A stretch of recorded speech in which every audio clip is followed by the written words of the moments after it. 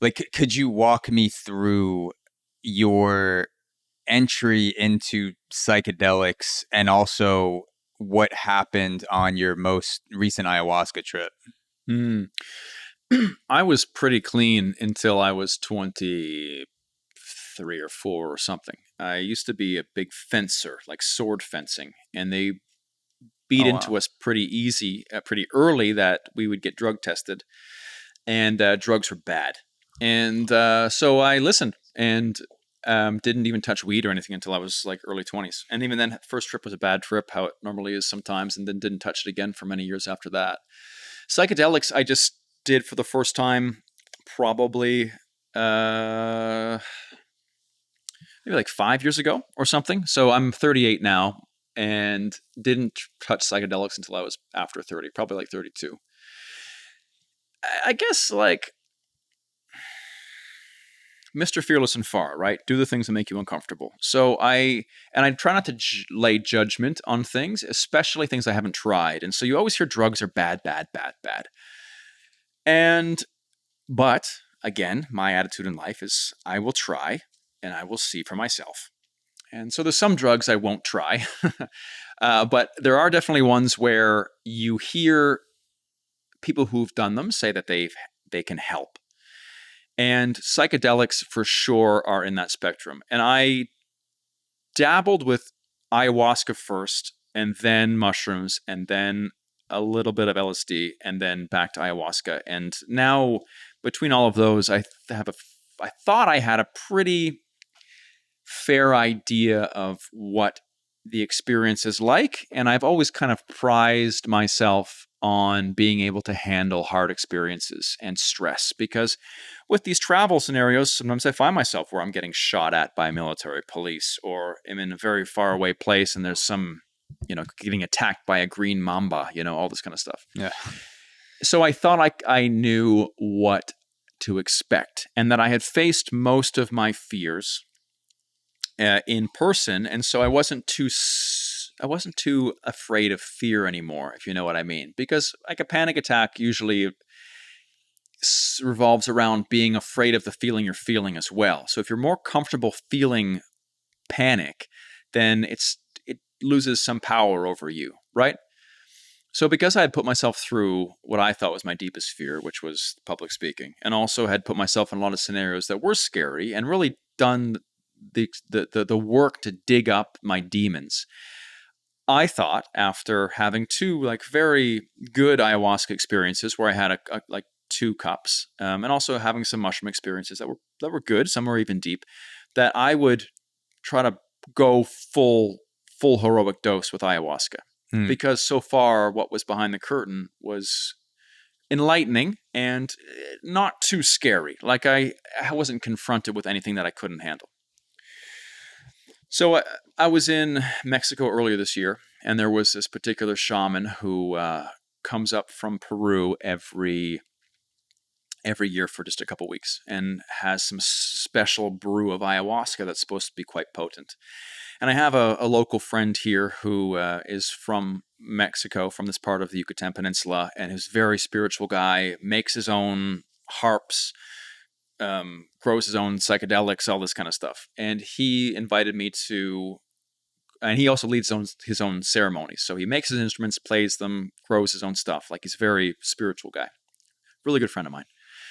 And he invited me to go to one of these ayahuasca retreats. And that wasn't a retreat. It was like a night. They did every Saturday for like a month, where they'd have this special spot in the forest, and this guy would give like a very bespoke experience to a few people that was close to friends of his. And I really respect my friend who's from there and really trust his judgment when it comes to people. So I rolled up with my friend. It was this jungle hut in the middle of the Mexican forest here. And this guy has himself and a particular friend of his that came from Peru, and they're also play instruments. And so they have this ayahuasca blend.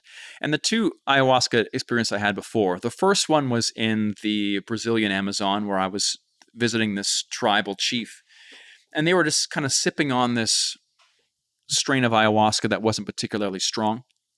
and also doing rapé, so like blowing tobacco leaves into their nose. And they were going back and forth, sipping ayahuasca and doing rapé to speak to spirits. And so I tried some, but it was a little bit hallucinogenic, but not a powerful experience. And then my second one was in Peru, where I had 2 cups and I felt things I'd never felt before, like pure awe. We use the word awesome, like it's full of awe. But when have you felt true awe before, like stunned by God, for example, like this Yeah. overwhelmed with how beautiful something is? These feelings I'd Yeah. never felt, and got some answers from it, but it wasn't, I guess we talk about it more like there's all sorts of solutions to your problems in psychedelics. And it's not really like that. I kind of compare it more to like a Rorschach test, like the blots test, where you see things and you can interpret them any way you want. And also it gives you more of a third party awareness to who you are and the decisions you're making. So at that point I was dating a girl, she was with me, and I realized like I wasn't really in love with her. And that was a hard realization, but it's because the substance kind of puts you outside yourself that it makes you realize that, maybe you're not making the best decisions. And What was so I'm just curious, like for such uh, a crucial existential decision like that could change the outcourse of your life, what was the medium or thing or feeling that was being communicated to you through the ayahuasca that you felt was telling you this relationship is not meant to go further, or this is kind of the wrapping up period? How was that being communicated to you? Like, what did you see, Mm. feel, taste, touch? It's more just like a gut feeling of, no, it's more like you realizing yourself, like, cut the crap, man. And that's generally how it happens. It's not like a voice or anything like a gopher that pops up out of a hole and says, "Come with me to the solution to Yeah. all your problems." That's kind of what I thought it was going to be Yeah. like. But again, at least for these more spiritual substances like mushrooms or ayahuasca, it kind of makes everything, adds patterns to most of what you see. And then from there, you can have certain feelings and thoughts that you wouldn't normally put together. And generally, because it dissolves the bullshit you've caked on top of your life about why you make certain decisions and why you rationalize certain actions, it allows you to look at yourself and be like, why do you do this? Like, what? Yeah. Like, why do you feel like people are judging you right now, or why do you feel like you're in love with this girl when obviously you feel like now you're not? Like, Yeah. it just kind of cuts the plastic we put on the outside to protect our soul on the inside. Is it fair to say that in that case, ayahuasca made you more deeply aware of a truth that was already kicking around on the surface? Like, it kind of 100%. made, like, it was already there. It just kind of like made it very solid and concrete. It wasn't like taking something out of absolutely nowhere. That's exactly what I feel that it does. It doesn't, again, it's not something that pops up and you have a hallucination that's outside of the realm of reality. At least at that point, it wasn't like that. But it's more of, you have this realization about the bullshit that you tell yourself maybe isn't true, you know? Mm. And so it's more a realization, because you can kind of, almost like you would see a friend in your life make bad decisions and you'd be like, listen, bro, like, Yeah. why are you doing this? I can probably guess it's because maybe you had this issue in your past and now you're trying to repeat it. Like, you just kind of can see it from an outsider perspective. Yeah. Which is, It's like all the friends realize the breakup is coming before the actual person in the relationship. And then it's like you have to realize it on your own in order to make the decision. exactly. And you'll sit Crazy. there and you'll cake your rationalizations on top. No, man, no, it's because of this, because of that.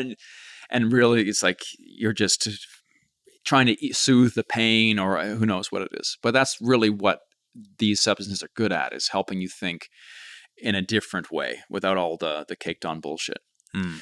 So I entered this third experience confident, and I was like, all right, Mr. Fearless and Far, who likes to, dive into the dark corners and lift the sheets from underneath the bed to see what monsters are there. Let's go big. And so, and the shaman in the beginning, he kind of set the stage by saying, okay, listen, this is, I brought this from Peru. It's quite strong. It's my own blend. If you have one and you feel it, that's good. If you have two and you feel it, that's good. But you know what? If you're not sure if you want any more, let's say you have two and you're starting to feel it, and you're not sure if you want any more, have a third. That was his attitude. It wasn't like, if you're not sure, don't. It was like, if you're not sure and you're thinking about it, but you might have had too much, take a third. That was his attitude. Hell yeah. Yeah, exactly. The opposite of the drug talk that I got from more experienced drug users in college. Just like, oh, if you're not sure if it's enough, just fucking hit the gas. Yeah, exactly. Yeah, go deeper. Don't wait. Exactly. Finish that brownie. Finish the tray. Jesus. And that, yeah, so basically that is the foreshadowing for how things went. So basically I'm always like a bit of a notorious for not getting high or not getting drunk very fast. And I think maybe there's some kind of mental resilience in my head or resistance to embracing the full experience. So I had one shot, and there's people, you're in the dark, by the way, right? You go around with candlelight, you all take a shot, then they turn off the lights, and then you just sit in the darkness. And then you hear people who start like whimpering and crying, and someone was like wailing, and they go over and they play some music close to them. And if you're sober, like I still felt sober, I'm like, well, this is like, am I going to spend the next 6 hours just listening to people cry in the darkness when I feel nothing, right? Yeah, this is a buzzkill. Exactly. And then you're in the dark, and in the dark normally you can see little dots and patterns sometimes. So you're like, oh, is it happening? Is it happening? And the more you try to make it happen, the less it happens. And that's generally how it starts. And then so what happened is, after about half an hour, they lit the candle and said, does anyone want to come up for a second shot? And I look around, and there's like people like laying on the ground, someone like standing in the room like a zombie, and then a couple of us who weren't fucked at all. Yeah. So I go up and take a second shot. And then I sit back down, and for ayahuasca, you puke. And so you hear all these people puking and gurgling and vomiting and weeping. And it's just not a good time if you're not high. And then after two, just like the last time, I started to you feel like giddiness. Your heart starts to beat. Whenever you're transitioning into some kind of substance, there's a bit of a like excitement, nervous kind of feeling, right? Oh yeah. And then from there, I started to see patterns in the darkness. And for me, it's always like triangles and shapes and, interestingly enough, things that you'd find on the corner of like Mayan and Aztec pyramids, like snaking spirals and triangles. And I realized I had to take a piss. And so I knew that I probably was going to be in a good spot and have like a pretty good trip. And so I'm like, all right, well, I did two before. Let's try three. I got to piss. So I'll go up, take a third shot, go piss really quick, and come back in and settle into my little nest of blankets here. And the music is nice too. So I get up and I kind of wobble over, and I'm seeing like patterns and everything in the dim light. And I kneel down. They pour one more shot of this gasoline grass clipping tasting mixture into the shot glass. And so I pound it back. And at this point, it's like the dregs at the bottom that are like thick, like chunky syrup. You're getting the concentrated. You're getting the dispensary. You're getting the dispensary ayahuasca, like the shit they send back to the U.S. to fuck you up if you have a high tolerance. Exactly, man. The chunky bottom. Yeah. And so I take my shot and I stumble outside and go to piss in the woods. And I remember like walking on the path. I'm like, oh, okay, fuck, this is coming on pretty quick. And so I go to piss, and I'm like, like my mind's spinning and I can't really piss. I'm like, fuck, and I'm really trying to focus. And finally I start pissing, and then I'm like, oh God, I'm going to puke. And so I take a knee and I puke and I puke and I puke. And then I get back up. I'm like, all right, fuck, I have to get back inside now. Look back, and maybe I'm 15 feet from the door. I wasn't far, and I cannot understand where the door is anymore. Like, I look back, and they had put candles along the path, but everything is just straight up patterns everywhere. And so I realize I have made a horrible mistake.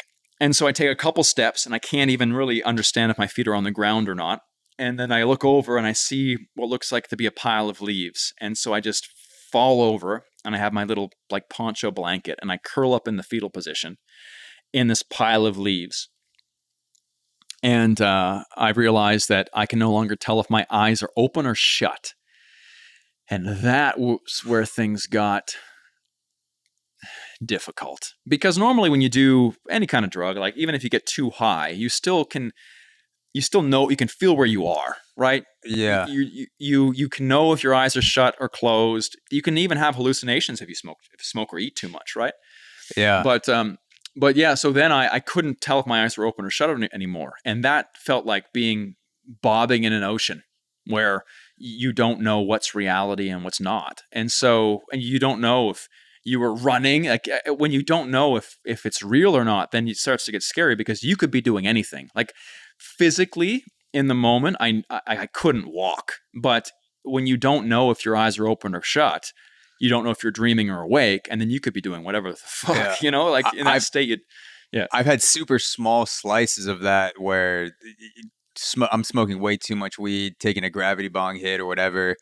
And no matter what I'm doing, whether my eyes are open or shut, I'm getting these really intense visuals. Like things just like seem, I can't escape. Like I remember feeling like that a couple times when I was just super, super high. It's like I can't escape the trip. Normally I could close my eyes and pass out, but the thing that was freaking me out so much was like, no matter what I do, I could cover my eyes, I could open them, I could put on a sleeping mask. I can't get away from this until it runs its course. So I could not imagine, being in Mexico, being on a triple dose of ayahuasca, everyone's throwing up around me, puking, and just lying in the fetal position. That must have been absolutely crazy and nerve wracking. And not inside the safety of the shelter, like in the woods. Like I mean, animals around, predator. Like normally, just being sober with animals, predator, like other things around, you're like, oh shit, this is kind of sketchy, and tripping out. That's a whole nother level. What kept me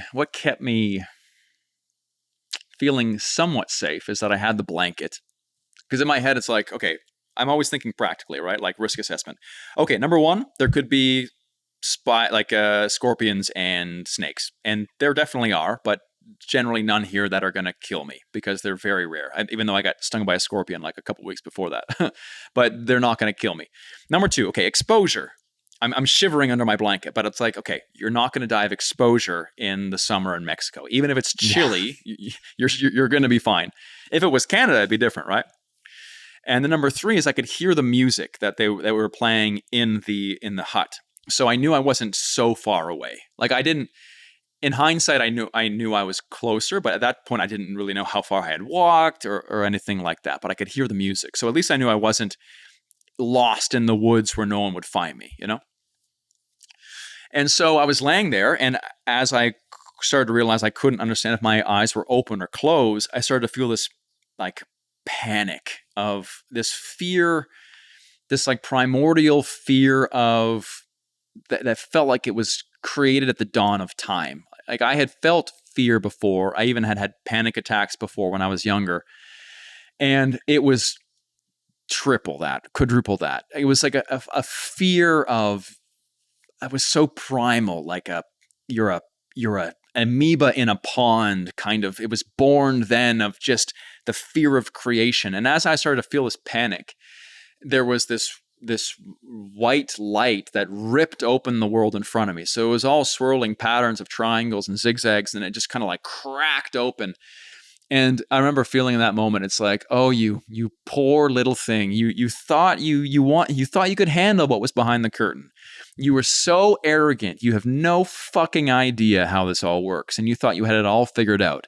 So here it is, like, motherfucker. Here is everything that is the world. And all the beauty and horror of seeing, for example, a human body ripped open that you've never seen before, where it's like, this is horrific, but fascinating. And let's say you didn't even understand how the human body worked. You wouldn't know what you were looking at. You just knew it was terrible, but beautiful, right? At the same time, it felt exactly like something like that, where someone wanted to see how everything worked, but then you couldn't.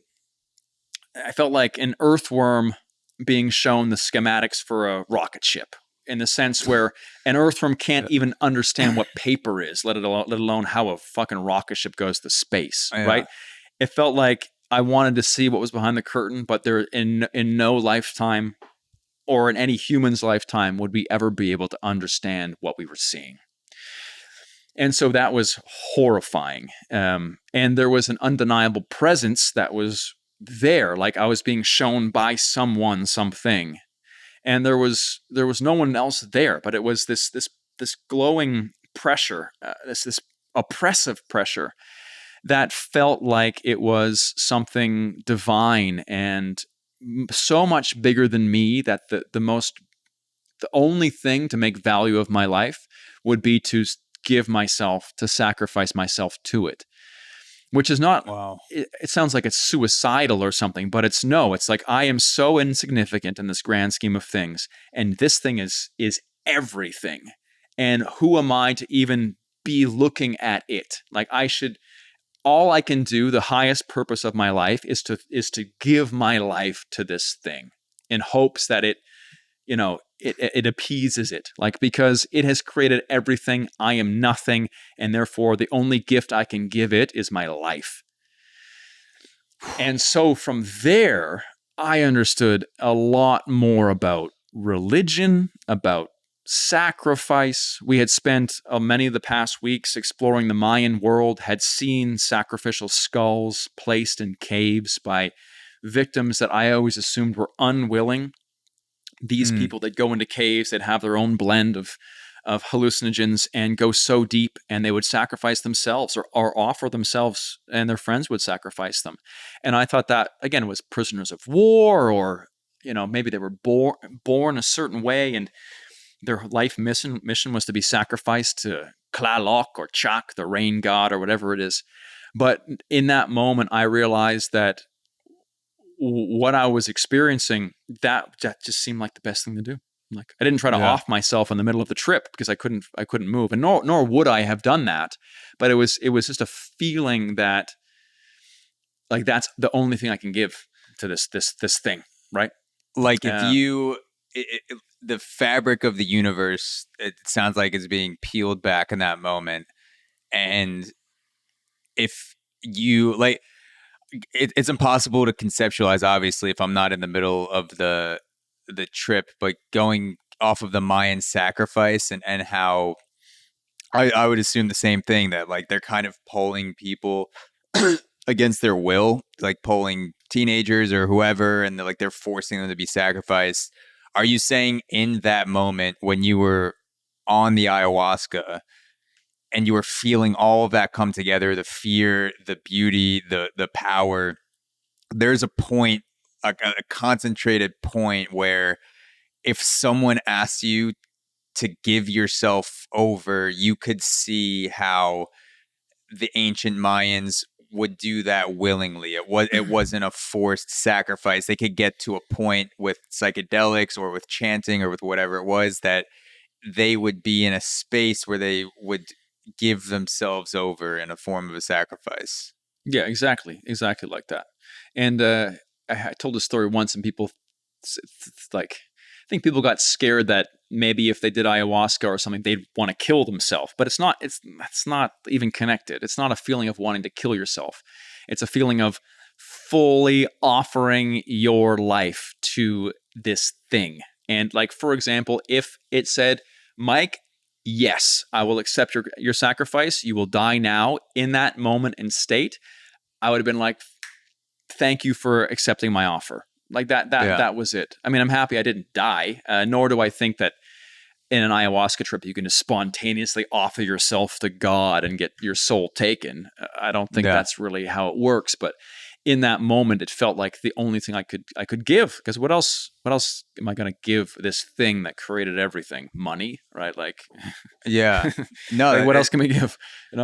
It's fascinating, because it's like the plant is giving you this feeling. It's putting you in this space, but the sacrifice is a human thing. People decided hundreds, thousands of years ago that this was ultimately the outcome of the crescendo of psychedelics or ayahuasca, that this was something. So in a way, it almost seems like if there's any sort of misfiring, it's on the human end, not the plant end. Because you could take that feeling, like, give myself over, and be like, oh, I'm going to give myself over to humanity in, like, the purpose-filled sense. Like, I'm going to completely just get rid of my ego and follow my purpose unapologetically. You know, I'm going to quit my banking job. I'm going to do like, I'm just going to give myself over to my purpose. Or I'm going to give myself over to love. I'm going to give, like, there's a lot of things you could give yourself over to without, you know, like your head fumbling down the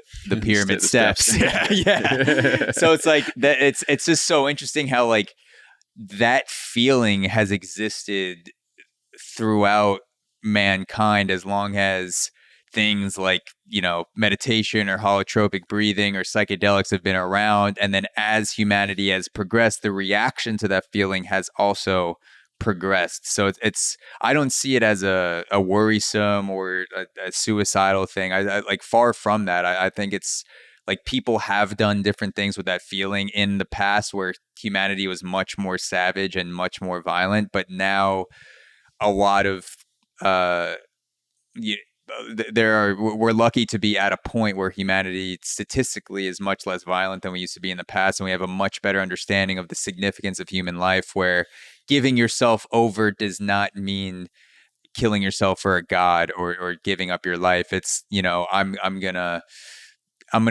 keep my life, but I'm gonna focus it differently in some way. Yeah, 100%.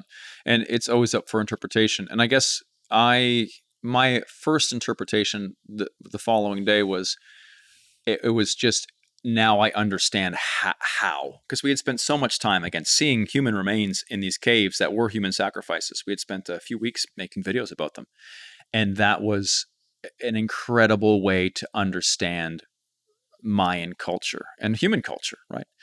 The question I think that a lot of people get stuck on who have these experiences, I mean, you could even call it a bad trip, right? Like it was horrifying, but was it real or not? And that is, if it's real, and then there was a presence that then I saw, like, what do I do with that information, man? Like, oh shit, it is all for nothing, right? Like maybe, I don't know. And then, or do I just brush it away to, you know, a delirium, you know, a plant-induced delirium? Uh, it's just hard to know what the next step is. And it's been quite a growing process for me this year, because that only happened in March and now it's November. And Yeah. it still like kind of haunts me, because what do I do with that? Right.